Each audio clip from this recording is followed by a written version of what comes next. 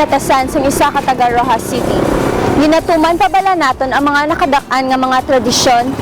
Paano naton makumparar ang mga lamharon sadto sa mga lamharon subong?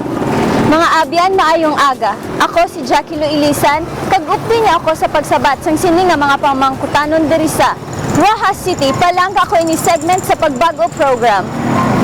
Sa subong nga panahon, ngayara na kita sa ginatawag computer era o kung panahon sa mga high-tech gadgets, may mga kauturan kita nga daw medyo nalimtan na kag wala na ginasunod ang nakaangdanta nga mga tradisyon kag daw medyo nagbago na ang mga pagbinatasan sang isa ka taga Rojas.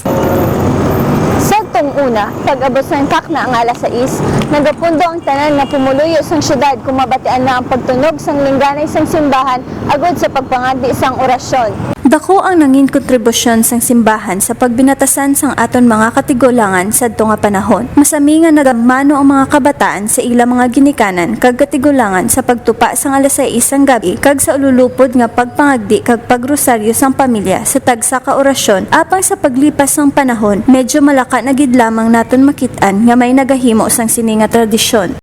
Isa sa mga kinaiya sang taga Rojas amo ang pagpakita sang pagtahod sa hayay sa aton pungsod, pinaagi sa pagpatigayon sang flag raising ceremony sa mga buluthuan kag mga talatapan sang gobyerno.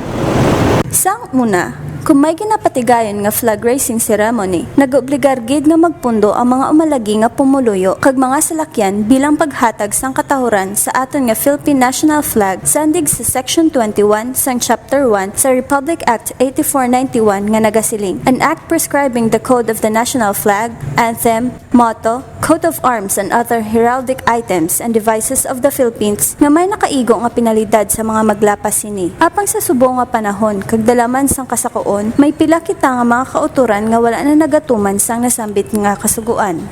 Kilala kita nga mga taga Rojas City sa atong pagkamaami-abihon, mapinalanggaon sa aton pamilya kag sa aton nga syudad.